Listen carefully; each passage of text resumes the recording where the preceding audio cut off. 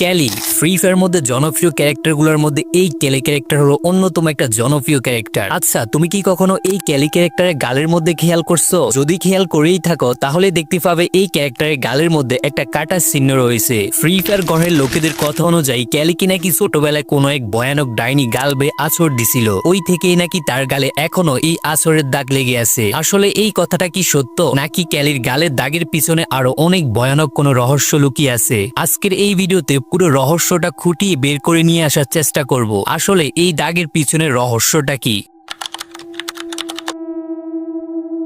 ক্যালির জন্ম 1995। ক্যালিকে নিয়ে তার পরিবার ছিল খুবই সুখী। বাবার একমাত্র মেয়ে ক্যালি, তাকে নিয়ে সারাক্ষণ আনন্দে এবং খেলাধুলায় মেতে থাকতো ক্যালির বাবা। ধীরে ধীরে বড় হতে থাকলো ক্যালি। তার কয়েক বছর পরই হঠাৎ করে তাদের ফ্যামিলিতে নেমে আসে কালো এক ছায়া। ডিভোর্স হয়ে যায় ক্যালির মা বাবার মাঝখানে। ছোট্ট ক্যালির কথা মাথায় রেখে তার কয়েকদিন পরেই তার বাবা সেকেন্ড বিয়ে করে ফেলে। ক্যালি তার সেকেন্ড মার কাছে ধীরে ধীরে বড় হতে থাকে। ছোটবেলা থেকেই ক্যালির একটাই ড্রিম ছিল, বড় হয়ে শত্রুদের বিপক্ষে সে একাই লড়াই করবে।